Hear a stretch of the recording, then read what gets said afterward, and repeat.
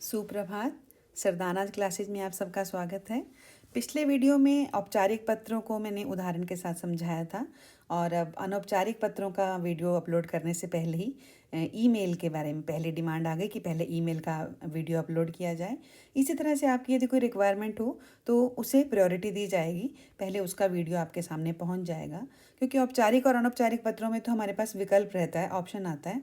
तो एक महत्वपूर्ण विषय वस्तु आप लोगों के पास पहुंच चुकी है। जल्दी ही आपको अनौपचारिक पत्रों का वीडियो भी देखने को मिलेगा। तो देखते हैं कि ईमेल क्या है, किसे कहते हैं ईमेल।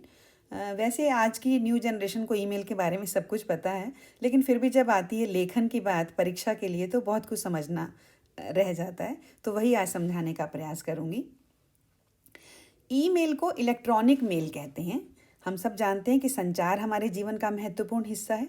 समय के साथ साथ संचार के तरीकों में भी परिवर्तन आया है। प्राचीन काल में कबूतरों के माध्यम से पत्रों का आदान प्रदान किया जाता था। फिर समय में चेंज आया, घुड़सवार आए, उसके बाद पत्र, फैक्स, पेजर और अब ईमेल।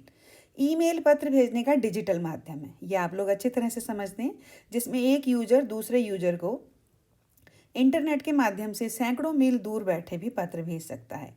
ईमेल के साथ टेक्स्ट, फाइल, पिक्चर या किसी अटैचमेंट को लगाकर भी हम अनेक व्यक्तियों या समूहों को भी भेज सकते हैं। पत्र की भांति ही ईमेल भी औपचारिक व अनौपचारिक दोनों प्रकार की होती हैं।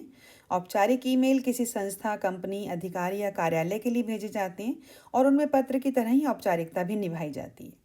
अनौपचारिक ईमेल व्यक्तिगत होते हैं और ये परिवार के सदस्यों या नाते रिश्तेदारों को भेजे जाते हैं। इनमें आमंत्रण, निमंत्रण या बधाई जैसे जो ईमेल है वो मुख्य होते हैं। कुछ ध्यान रखने योग्य बातें, जब हम इनको लिखते हैं तो शब्द सीमा का ध्यान अवश्य रखें, क्योंकि इसकी शब्द सीमा 50 से 60 शब्द होती है, जबकि पत्रों की 80 से 100 शब्द होती है। उसी पत्रों की तरह ही भाषा सरल, शिष्ट और बोधगम्य होनी चाहिए, समझ में आने वाली होनी चाहिए। ईमेल विषय से संबंधित होना चाहिए। वाक्य छोटे व प्रभावशाली होने चाहिए। कार्यालयी औपचारिकता का ध्यान रखना चाहिए, जैसे श्रीमान, श्रीमती, महोदय, महोदया, धन्यवाद, कृपया आदि। अब देखते हैं कि ईमेल का प्रारूप कैसा होना चाहिए। ईमेल में हमारे पास कुछ ऊपर, जैसे सबसे पहले हम कौन भेज रहा है तो प्रेषक, उसे हिंदी में कहते हैं प्रेषक, इंग्लिश में कहते हैं फ्रॉम। तो जो भेज रहा है उसका पहले नाम आएगा, उसकी ईमेल आईडी आएगी।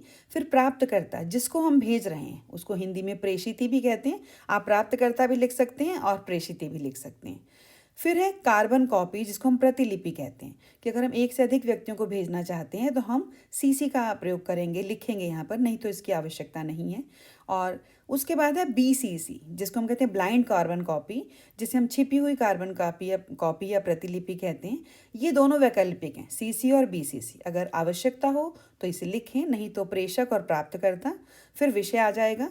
फिर संबोधन है कि जिसको भी हम लिख रहे हैं वो हमारे रिश्तेदार हैं या हमारे ऑफिस से रिलेटेड लोग हैं या हमारी प्रधानाचार्य हैं या कोई स्वास्थ्य अधिकारी हैं। फिर हमारी विषय वस्तु, जैसे हमने पत्र में बताया था कि जो हमारी विषय वस्तु इसमें संक्षिप्त हो जाएगी। फिर हम इसका समापन करेंगे, समापन में हम धन्यवाद जरूर देंगे। अटैचमेंट में कोई फाइल हो या कोई लगानी हो, उसके साथ कोई कॉपी हो, फोटो हो, तो उसको हम लगा सकते हैं। फिर अपना नाम लिखेंगे, हस्ताक्षर की आवश्यकता हो तो ठीक है, नहीं तो परीक्षाओं में हम सिर्फ नाम लिख देते हैं। नाम दिया हो तो लिखेंगे, नहीं तो अ ब स क ख ग लिखेंगे। अब देखते हैं कि ईमेल लिखना कैसे है। पहले हम औपचारिक देखते हैं। 3 दिन के अवकाश हेतु प्रधानाचार्य जी को ईमेल लिखना है। हम पहले प्रेषक लिखेंगे। अब प्रेषक में हमारी रियल आईडी तो नहीं लिखेंगे, लेकिन हम XYZ ABC या डॉट डॉट करके @gmail.com कर सकते हैं, या कोई और मेल का नाम दे सकते हैं। फिर प्रेषिती, जिसको भेज रहे हैं, अब हमारा स्कूल को भेज रहे हैं तो XYZ स्कूल है, ABC स्कूल है @gmail.com। प्रतिलिपि आप लिख सकते हैं इसमें, क्योंकि हो सकता है मैनेजमेंट को भी भेजना, तो उनकी भी हम ईमेल आईडी डालें, नहीं तो हम इसको छोड़ सकते हैं, स्किप कर सकते हैं इसको। फिर हमारा विषय है 3 दिन का अवकाश है, तो बस इतना सा ही लिखना है, आगे कुछ लिखने की आवश्यकता नहीं है। संबोधन देंगे महोदया, अगर प्रिंसिपल हैं, मेल हैं तो महोदय, अगर फीमेल है तो महोदया। अब हमने यहाँ प्रधानाचार्य दिया है तो महोदया। सविनय निवेदन है कि मैं आपके विद्यालय में कक्षा 10वीं ब का छात्र हूँ या छात्रा हूँ। किसी कारणवश मुझे सपरिवार जयपुर जाना पड़ रहा है, इसलिए मैं 3 दिन तक विद्यालय आने में असमर्थ हूँ। आपसे अनुरोध है कि मुझे दिनांक 28 जनवरी 2023, जो भी तारीख उस दिन की हो, जिस दिन आप लिख रहे हैं, उस दिन की तारीख से लेकर आप 3 दिन गिन लीजिए। तो मैंने जिस दिन लिखा उस दिन की तारीख लिखी है, 28 जनवरी 2023 से 30 जनवरी 2023 तक अवकाश देने की कृपा करें। धन्यवाद। आपका आज्ञाकारी शिष्य लिख सकते हैं, या आपकी आज्ञाकारिणी शिष्य अगर लड़कियां हैं तो, नहीं तो भवदीय लिख सकते हैं। नाम दिया हो तो नाम लिखेंगे, नहीं तो हम अ ब स लिखेंगे। कक्षा 10वीं ब, और जो उस दिन की तारीख है उसको हम लिख देंगे। ये हुआ औपचारिक। अब देखते हैं अनौपचारिक ईमेल। मित्र को अच्छे अंक प्राप्त करने की बधाई देते हुए ईमेल लिखना है। अब क्योंकि हमारा इनफॉर्मल है, हमें व्यक्तिगत लिखना है, तो हमने प्रेषक लिखा। इसमें भी हम रियल आईडी नहीं लिखेंगे। फिर प्रेषित ही है। अगर हमें अपनी फ्रेंड का नाम लिखना है तो हम उसमें उसका नाम मैंने दे दिया है, काव्या, नहीं तो हम XYZ भी लिख सकते हैं। इसमें हमें CC BCC की ज़रूरत नहीं, क्योंकि हम अपने एक मित्र को भेज रहे हैं। विषय में हम लिखेंगे बधाई हेतु। जो दिनांक इसमें पहले आ जाएगी 28 जनवरी, या जो उस दिन की डेट हो आप लिख सकते हैं। प्रिय काव्या या प्रिय मित्र लिख सकते हैं।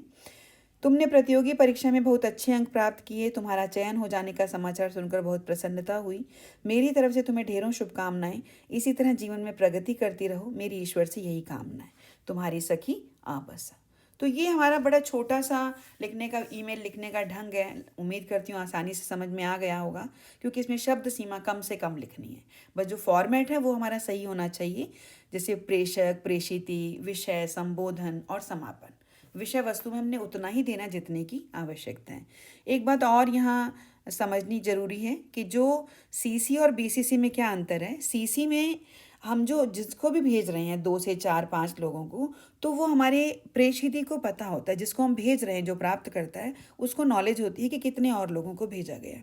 और ब्लाइंड कार्बन कॉपी में ये छिपा हुआ रहता है, इसके बारे में प्राप्तकर्ता को नहीं पता चलता कि किन लोगों को और भेजा गया। बस यही अंतर है, और इसकी आवश्यकता होगी तभी लिखा जाएगा, नहीं तो नहीं।